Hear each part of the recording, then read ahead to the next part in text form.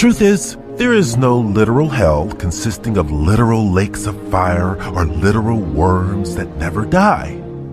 A simple study of the Bible will show that the word hell is often translated as grave. For instance, in the Old Testament, in Proverbs chapter 15, verse 11, we read, "Hell and destruction are before the Lord. How much more then the hearts of the children of men?"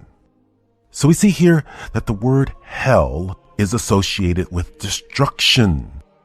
In other words, when we die, God destroys our soul and our bodies if we're not saved. The same truth is articulated in the New Testament, namely in Matthew chapter 10, verse 28, where we read, "And fear not them which can destroy the body, which are not able to kill the soul, but rather fear him that is able to destroy both soul and the body in hell." In the Old Testament, the word hell or grave is the Hebrew word Sheol, and it's used in Psalm chapter 18, verse 5, where we read, "The sorrows of hell compassed me about, the snares of death vented me."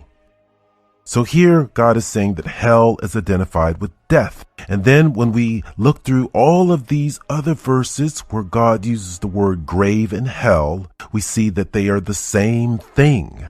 Likewise, when we look at the word hell in the New Testament, it's the Greek word Hades. And in Revelation chapter 20, verse 14, we read, "Death and hell were cast into the lake of fire." This is the second death.